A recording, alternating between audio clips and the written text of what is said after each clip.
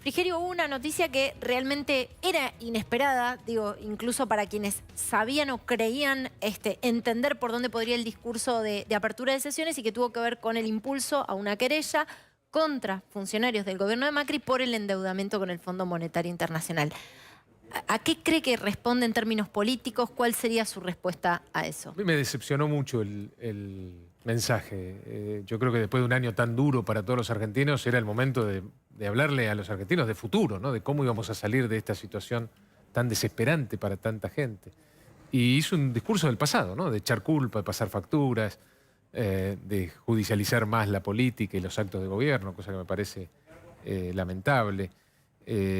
Puntualmente con el tema de la deuda, si vamos a judicializar la toma de deuda, tenemos que arrancar desde el Rodrigazo esta parte, porque todos los gobiernos han incrementado la deuda, el kirchnerismo más que ningún otro también a lo largo de sus 12 años de mandato. Pero la deuda no es el problema, la deuda es la manifestación del problema madre que tiene la economía argentina, que es el déficit del Estado. Un Estado que siempre gasta más de lo que recauda, independientemente de la presión impositiva que tenga, que hoy es altísima, está en los lugares más altos del mundo. Con lo cual, si no atacamos eso, vamos a tener o más deuda, o más emisión, como hace este gobierno, o, como hizo en el pasado, liquidar la joya de la abuela, como hizo con las AFJP, etc. El problema no es la deuda es la manifestación del problema. El problema es una dirigencia política que no puede y no le encuentra la vuelta a enfrentar la magnitud del déficit fiscal que tenemos, básicamente a mi juicio porque no se ponen de acuerdo en eliminar los enormes privilegios que contiene nuestro presupuesto. Tremendos privilegios. Ahora, pero ¿ustedes por qué no lo hicieron? Porque esos 44.000 millones de dólares lo tomó la gestión de Macri, ¿no? Bueno, dos de cada 3 dólares que tomó la gestión de Macri fue para pagar deuda preexistente, heredada. En el fondo, con el caso de la deuda con el fondo, mucho más aún. El 95% de la deuda del fondo fue para pagar otra deuda. Con lo cual, el relato con estos números contundentes queda bastante debilitado. Nosotros nos costó, y yo creo que tuvo que ver con esa debilidad política de origen que teníamos y que tuvimos, enfrentar este problema que a mi juicio es el más grave de los problemas de la economía, o la madre, si se quiere, de los problemas. Lo hicimos recién al final del mandato, ya cuando estábamos en el marco del acuerdo con el fondo, donde pudimos llegar a un presupuesto con equilibrio primario, que es el primer paso, ¿no? de lo que hay que hacer. No fue el mejor presupuesto que podríamos obtener, pero dada nuestra debilidad, fue un paso importante hacia adelante. Hoy volvemos a tener déficit altísimo, en parte por la pandemia, pero el último ejercicio fiscal de Cristina Fernández de Kirchner tuvo un déficit de casi 4 puntos de producto. Nosotros lo entregamos en casi 0, ¿no? En el medio, por supuesto que se generó deuda, porque si hay déficit fiscal, hay incremento de deuda. Insisto, o hay emisión monetaria, o se venden activos del Estado, o se aumenta la presión tributaria, como también se hizo en el pasado de manera exorbitante. Acá no hay magia, acá hay que atacar los problemas de fondo, que tienen que ver básicamente con un Estado que no puede resolver sus problemas y entonces le transfiere el problema al sector productivo, a las pymes, al sector privado. Y eso tiene que ver con la incapacidad que tenemos como economía de generar empleo de calidad también, ¿no? Y el Estado termina siendo una suerte de seguro de desempleo encubierto. Ahora, usted habla mucho y habla mucho como de la superación de la grieta, ¿no? Como que el futuro es superando la grieta. Yo me pregunto, en ese caso, ¿cuáles son los límites con los que se encuentra eso? Porque un espacio político representa algo y no representa otro montón de cosas, ¿no? Digo, ¿cuáles son los límites de eso cuando, por ejemplo, hay una persona que ostenta o dice ostentar, después podemos hablar de cómo funciona la democracia en Formosa, como Gildo Infran, el aval del voto a lo largo de los años? Está muy bien la pregunta. Yo trabajo en política para terminar con los revanchismos, para terminar con esta idea de construcción política aplastando al rival, al adversario. Yo creo que eso nos hace muy mal. Creo que la Argentina tiene que encontrar puentes y tiene que encontrar lugares donde nos unamos para enfrentar estos problemas que se vienen repitiendo de hace medio siglo en nuestro país y no le encontramos la vuelta. La inflación, la incapacidad de crecer, la inseguridad, la educación, que cada vez está peor, la salud. Necesitamos juntarnos o tener una masa crítica lo suficientemente grande como para enfrentar con volumen político esos problemas. Eso no quiere decir que todos tengamos los mismos valores ni que tengamos que estar todos detrás de ese programa. Pero tiene que ser una masa crítica importante. Y hay que empezar con humildad. Yo creo que la humildad es algo que se está perdiendo en la política. ¿Quién puede tirar la primer piedra? hoy? ¿Quién puede pasar facturas sobre los problemas? ¿Quién puede decir que no tiene nada que ver en la política con el hecho de que los argentinos vivamos como vivamos, con el hecho de que tengamos 50% de argentinos en la pobreza? Por supuesto que las responsabilidades no son todas iguales. Hay quienes han gobernado más tiempo, hay quienes han cometido más errores, hay quienes se han enriquecido mientras el pueblo se empobrecía. Pero de alguna manera, por acción u omisión, todos tenemos una cuota de responsabilidad en que estemos como estemos. Y eso nos tiene que hacer transformar en personas más humildes, y de ahí a la posibilidad de tender puentes hacia el adversario para lograr puntos de encuentro, hay un primer paso. No digo en todo, pero en los temas fundamentales que hacen, que mueven el amperímetro, que hacen que la gente pueda vivir mejor, nos tenemos que poner de acuerdo y sacarnos la idea también de que todos los malos están de un lado y todos los buenos están del otro lado, porque eso también es falso. Eso lo acusaba Carrió, ¿no? De tener algún tipo de vínculo con el peronismo. Pero por supuesto que yo dialogo con todos. Y ese era mi trabajo también como ministro del Interior de un gobierno, como dijimos, probablemente el que más lo necesitaba, porque teníamos la menor cantidad de diputados, senadores, gobernadores, etcétera. No podíamos haber sacado todas esas leyes si no era a través de un trabajo artesanal de llegar a acuerdos. Y los proyectos de ley que enviábamos al Congreso los discutíamos, y muchas veces esa oposición, o una parte, no toda, había una parte que solo se dedicaba a poner palos en la rueda, pero una parte de la oposición hizo que esos proyectos fueran mejores y se transformaran en leyes mejores.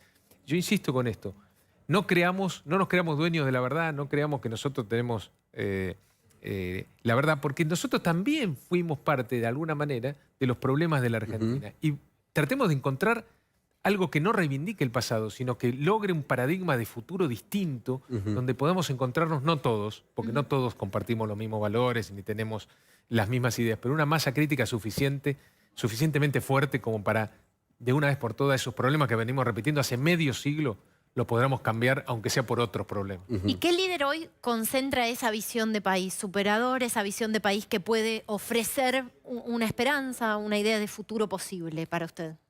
Bueno, hay que construirlo, hay que construirlo. Hoy la oposición, después de una derrota electoral, tiene una conducción más horizontal, ¿no? Que es lógico, en general siempre pasa así, y probablemente hasta la próxima elección, hasta las próximas PASO, no tengamos un único líder o un líder que Macri sea primus inter pares. Macri fue líder de este espacio a partir de ganar la interna a principios de 2015.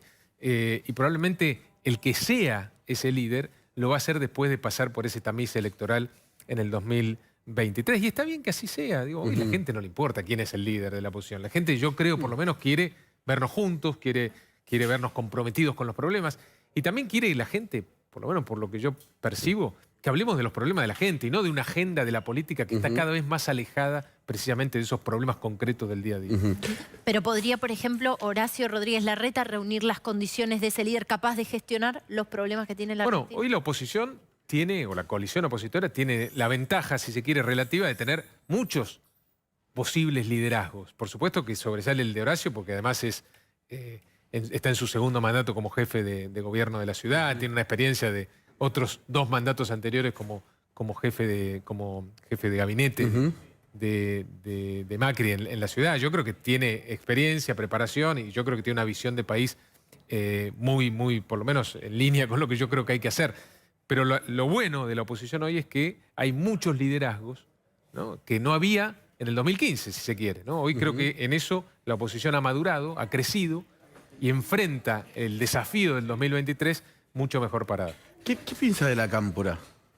Usted fue el ministro político, ¿no? Ministro del Interior. Hoy ese lugar está ocupado por un dirigente de la Cámpora. Aunque no es una agrupación juvenil, tal vez muchos de sus dirigentes sí son de otra generación. Bueno, desconocer la Cámpora es un error, ¿no? Porque claramente hoy quizás sean de los espacios políticos más organizados, con mayor vocación de poder, con mayor despliegue territorial. Muy ayudados también por el Estado, ¿no? Digamos, por una idea de que la captación política también se hace a través de los puestos en el sector público. Yo no estoy de acuerdo con eso. También, como en todo, ¿no? Hay sectores más radicalizados dentro de la Cámpora y sectores con los que se puede dialogar también. Yo con el ministro del Interior actual, con Guado Pedro, puedo hablar perfectamente. ¿Con Máximo Kirchner? Yo creo que también se puede hablar. O sea, pensamos quizá absolutamente distinto en términos de lo que hay que hacer en el país. Pero de nuevo, los problemas de la Argentina son tan básicos, son tan viejos, los venimos repitiendo desde hace tanto tiempo, que lo peor que podemos hacer es negarnos a tratar de tender puentes con otros sectores de la política para ver si entre muchos logramos superar algo que de a una facción política claramente en estos 50 años nadie pudo resolver. ¿Por qué Cristina Kirchner sigue teniendo tanto poder? Bueno, claramente hay un sector de la sociedad que se ve representada en Cristina. Por eso también es un error para mí la construcción política en base a la destrucción del adversario, porque hay mucha gente también que comulga o se siente representada. Pero más allá de... Entonces, eso hay que entender que forma parte de nuestra Argentina y que tenemos que, de alguna manera, lograr que eso, o una parte de eso, tenga un impacto positivo en algún momento y en algún lugar en la resolución de los problemas concretos de la gente. Pero más allá, digamos, del caudal de votos, hoy parece no tener muchísima influencia en el presidente, que tal vez se radicaliza más para tener alguna cercanía con ella o no algún distanciamiento, ¿no? Bueno, obviamente el poder de Cristina Fernández de Kirchner en el gobierno es evidente, ¿no? Y lamentablemente, por lo menos por lo que yo creo, el presidente ha perdido y pierde oportunidades para diferenciarse y para hacer algo distinto, ¿no? Porque las políticas del kirchnerismo también tienen muchísimo que ver con este deterioro en general de la Argentina. Lamentablemente, por lo que estamos viendo y lo que se ve, hay una radicalización del gobierno que va en contra, a mi juicio por lo menos, de encontrarle una solución a esos problemas concretos de los ciudadanos. Bueno, por supuesto que hemos escuchado, y a partir de la explosión del caso del vacunatorio VIP o de las vacunas VIP, hemos escuchado distintas formas de llamarle a eso para quizás no terminar de llamarlo por lo que es, ¿no? Es un hecho de corrupción.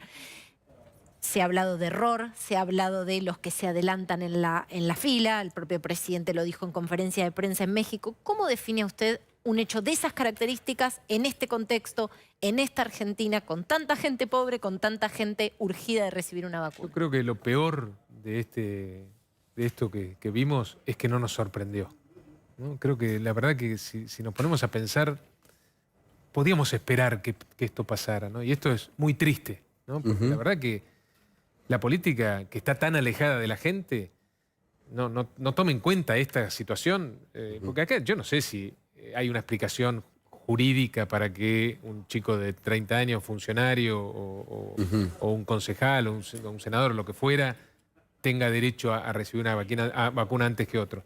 Si lo tuviera, tendría que ir igual al final de la fila, ¿no? Porque tenemos que reconciliarnos como políticos con una sociedad que cada vez nos ve más distantes. Entonces yo creo que hay que dar el ejemplo. La política tiene que volver a ser, o tiene que volver a dar el ejemplo a la ciudadanía. Y esto que pasó es la antítesis de eso, ¿no? Es muy grave desde el punto de vista sociocultural también lo que nos pasó, más allá de el hecho de corrupción o ¿Usted cree una que cuestión penal que puede derivar de eso. ¿Era Ginés González García o era una cuestión más amplia?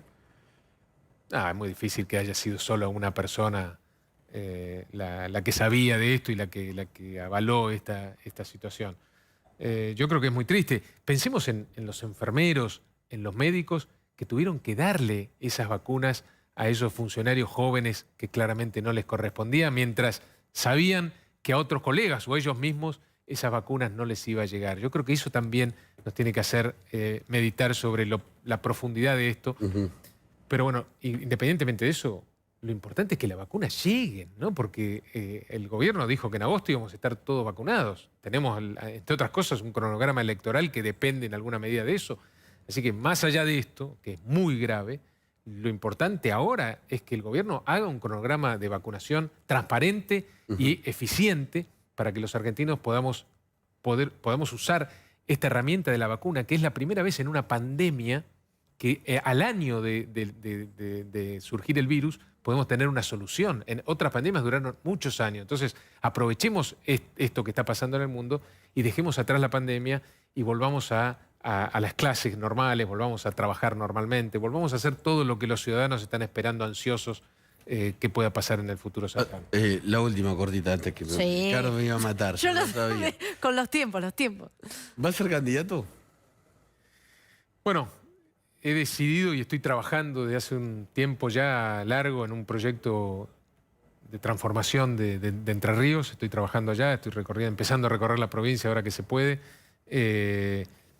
Estoy haciendo también, tomando en cuenta los errores del pasado y aprendiendo de ellos, y estoy haciendo una convocatoria muy amplia y generosa detrás de un programa de desarrollo para la provincia. Y si tengo que ser candidato, porque eso es lo que garantiza un triunfo este año, en el 21 y en el 23, lo voy a hacer. He tomado la decisión, por supuesto, con mi familia, de por primera vez dejar de estar detrás de los candidatos, como lo he hecho siempre, y ponerme al frente. Insisto, si eso es lo que necesita el proyecto, si no, volveré a hacer lo que hacía antes y apoyaré a otro. Rogelio Frigerio, en el Gracias. segundo tiempo de TN Central, muchísimas gracias por estar con nosotros.